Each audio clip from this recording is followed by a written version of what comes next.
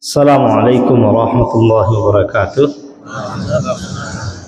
Bapak Ibu yang semoga dimuliakan oleh Allah Subhanahu wa taala, tentu kita mendoakan kepada Allah Subhanahu wa taala yang pertama, ya Allah, jika Engkau meridai apa yang kami lakukan pada pagi hari ini, maka sebagaimana Engkau mengumpulkan kami di rumah-Mu yang mulia ini, maka kumpulkan pula lah kami kelak di dalam surga.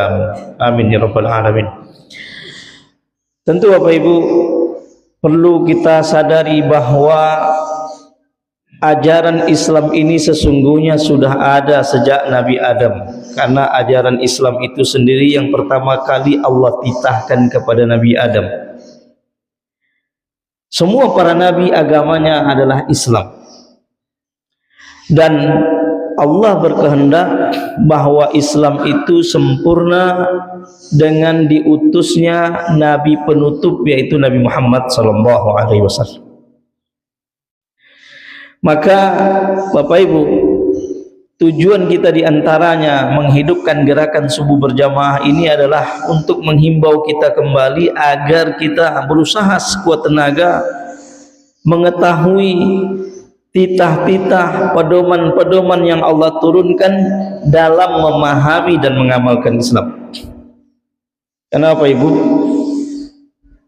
Salah satu yang Allah berikan ciri khas kepada kita umat Islam itu adalah bahwa kita itu adalah umat terbaik. Jadi orang Islam itu Bapak Ibu harus merasakan kita ini adalah umat terbaik. Bukan karena kita merasa ego, tetapi itulah sifat yang Allah sematkan kepada kita. Apa kata Allah Subhanahu wa taala? Kuntum khaira ummatin ukhrijat lin-nasi.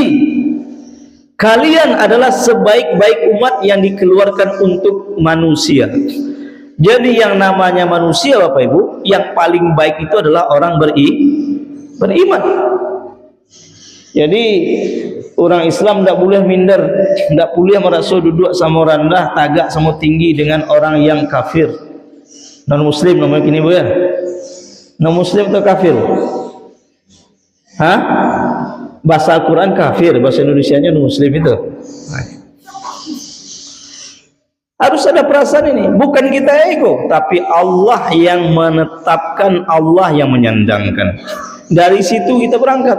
Tapi dalam waktu yang sama, perasaan lebih baik ini tidak boleh kita ya semena-mena. Maka dalam agama kita diajarkan kita merasa perasaan paling baik. Dalam waktu yang sama kita harus menjaga orang atau memelihara orang yang belum berkeyakinan dengan keyakinan Islam. Nah, kalau kita lihat Bapak Ibu, kalau tanya ada orang Islam termasuk di negeri ya, lainamu awak membangun bangsa dan negara. Nah, semua kita itu mau, pasti punya keinginan bagaimana membangkitkan kehidupan berbangsa dan bernegara.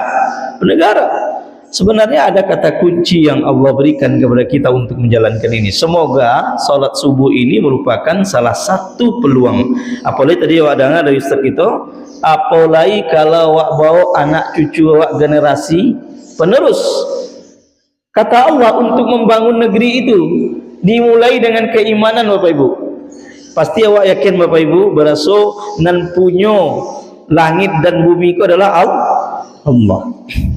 Maka cara membangun negeri itu apa? Allah sebutkan dalam surat Al-A'raf, walau anna ahlal qura amanu wattaqau. Ternyata membangun negeri pondasi utamanya adalah keimanan dan ketakwaan. Nah, gerakan salat subuh berjamaah ini adalah upaya untuk mewujudkan keimanan dan ketakwaan secara masif, supaya maksimal orang beriman dan bertakwa. Kalau mau tanya Bapak Ibu, mohon maaf, di masa saja Bapak Ibu kerajo nyaman tak kalau pimpinannya itu adalah orang yang taat, orang yang takut pada Allah? Nyaman atau tidak? Nyaman. Itu bukti kecil bahwa iman dan takwa itu adalah pondasi utama dalam membangun sebuah peradaban. Mari kita berdoa kepada Allah Subhanahu wa taala, semoga di masa-masa mendatang kegiatan ini semakin ramai. Di samping Bapak Ibu juga ada generasi penerus dan kita semoga Allah berikan umur panjang 20-30 tahun mendatang, kita akan melihat bahwa umat Islam itu benar-benar seperti yang Allah sebut, kuntum khaira ummah, kalian adalah sebaik-baik umat. Dan doakan, kita saling mendoakan, semoga Allah berikan kita keistiqomahan dalam ketaatan dan Allah matikan kita dalam husnul khatimah. Aqulu qouli hadza astaghfirullah li wa lakum. Assalamualaikum warahmatullahi wabarakatuh.